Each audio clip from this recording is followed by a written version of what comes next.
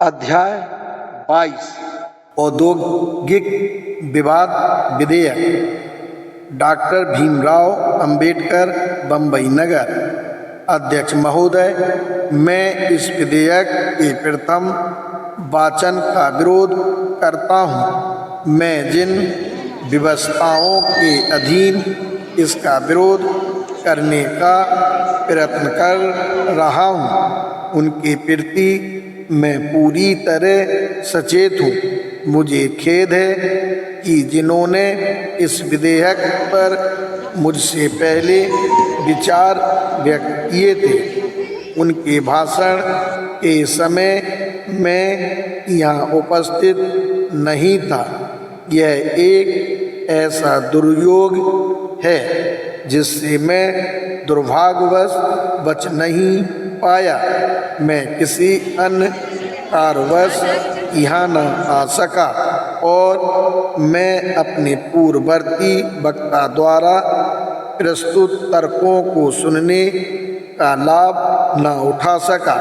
अपनी इस व्यवस्था के बावजूद मैं कुछ कहने का प्रयत्न कर रहा हूँ। मुझसे पहले बहुत से वक्ता बोल चुके हैं और बहस इतने लंबे समय तक चली है कि मैं हैरान हूँ कि चर्चा के इन अंतिम क्षणों में क्या मेरे लिए कुछ कहने को शेष बचा भी है।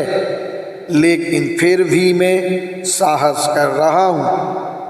अगर मैं ऐसा कहूँ कि इस तरह के 84 खंडों वाले इतने विस्तृत एवं बृहद विधेयक के संबंध में ऐसा कुछ हो सकता है जिस पर जब कोई सदस्य चर्चा के अंतिम चरण में बोलने के लिए खड़ा हो तो भी उसे कहने के लिए कुछ मिल जाए। मेरे विचार से मेरे माननीय मित्र श्री जमुना दास मेहता ने विधेयक का विवरण बिल्कुल सही ढंग से प्रस्तुत किया है कि इस विधेयक का स्वरूप न व्यापक है, यहाँ तक कि अगर शेषशाही को इसे लिखना पड़े तथा स्याही के रूप में अगर सागर और लिखने के लिए कागज के रूप में धरती भी उपलब्ध हो तो भी शायद इस पूरे विधेयक को लिखने के लिए उन्हें ये सब पर्याप्त न लगे। इन सब सीमाओं को जानते हुए मैं संक्षेप में अपनी बात कहता हूँ। इस विधेयक को समझने के लिए मुझे लगता है कि इसके प्रावधानों को पूर्व अधिनियम के परिप्रेक्ष्य में पढ़ना आवश्यक है। मैं विश्वास करता हूँ और सोचता हूँ कि यह आसानी से मान लिया जाएगा कि इस विधेयक के प्रावधानों की महत्ता तब तक स्पष्ट नहीं होगी जब तक कि हम पूर्व अधिनियम के प्रावधानों के साथ इसके प्रावधानों की तुलना नहीं करते।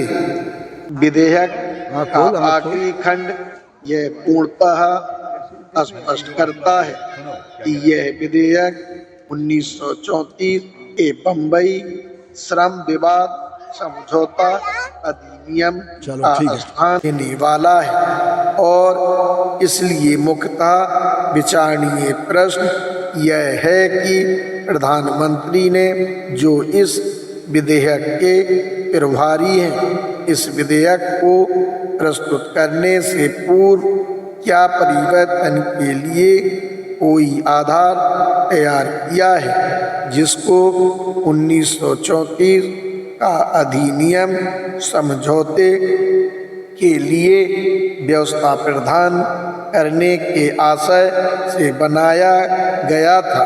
1934 के अधिनियम का सिद्धांत यह था कि समझौता स्वेच्छापूर्वक किया जाए अब विधेयक में जो संशोधन प्रस्तुत किया गया है वह यह है कि समझौता अनिवार्य होगा और मैं निवेदन करता हूँ कि इस सदन के समक्ष जो विचारणीय प्रश्न है वह यह है कि 1934 के अधिनियम के स्वैच्छिक प्रावधान को बदलने और उसे अनिवार्य स्वरूप देने के लिए क्या कोई आधार प्रस्तुत किया गया है।